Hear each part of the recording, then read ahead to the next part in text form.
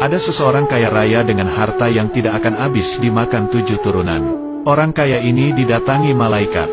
Suatu ketika, malaikat pencabut nyawa datang ke orang kaya tersebut dengan menyamar sebagai orang miskin. Malaikat yang menyamar itu mengetuk pintu dan berkata, "Panggilkan pemilik rumah ini." Para pelayan di rumah itu justru menertawakan dan membentak malaikat yang menyamar tersebut. Mereka mengira malaikat itu datang untuk mengemis. "Anda siapa? Anda miskin tidak layak ke sini bertemu tuan kami," hardik pelayan, lalu menutup pintu.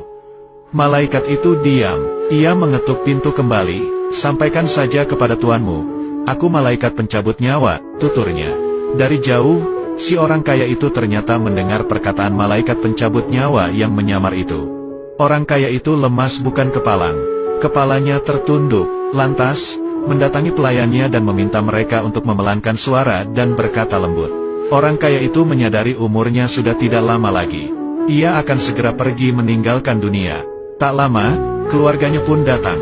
Seakan tidak percaya orang yang terlihat miskin dan kotor itu merupakan malaikat.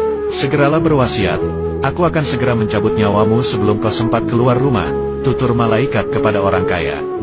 Tak lama, orang kaya itu pun wafat. Sontak, para keluarga histeris dan menangis. Bahkan, beberapa dari mereka menawarkan harta kepada si miskin yang ternyata malaikat pencabut nyawa. Akhirnya, mereka tahu, ternyata harta tidak bisa menyelamatkan si orang kaya. Para keluarga itu lantas mengeluarkan hartanya, mengeluarkan segala isinya berupa emas dan permata, lalu berkata, "Terlaknat kalian. Harta-harta tidak berguna, bikin kami melupakan Allah. Kalian tidak bisa menolong kami," hardik mereka. Tiba-tiba harta itu berubah bentuk. Emas dan permata itu berdiri. Ia berkata kepada kerabat orang kaya itu, "Duhai orang kaya, salah jika kalian mencaci maki kami. Aku sudah membuat derajat kalian tinggi. Kami telah membuat kalian punya kedudukan sama dengan raja-raja dan tuan-tuan. Lihatlah ketika keluarga kalian meminang seseorang yang kalian kehendaki, bukankah langsung disetujui? Itu karena harta kalian.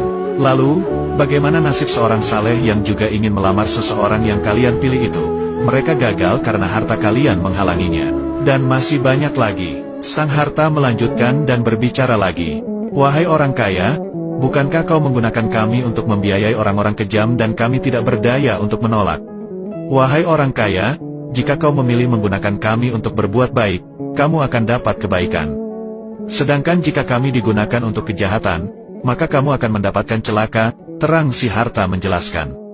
Begitulah kisah harta yang berbicara. Malaikat pencabut datang dan ternyata harta tidak bisa melindungi dari orang kaya, seberapa kaya pun orang tersebut. Kisah ini diceritakan oleh ulama Imam Ibnul Jauzi, Uyun al-Hikayat min Kohas es Solihin wa Nawadir az-Zahidin.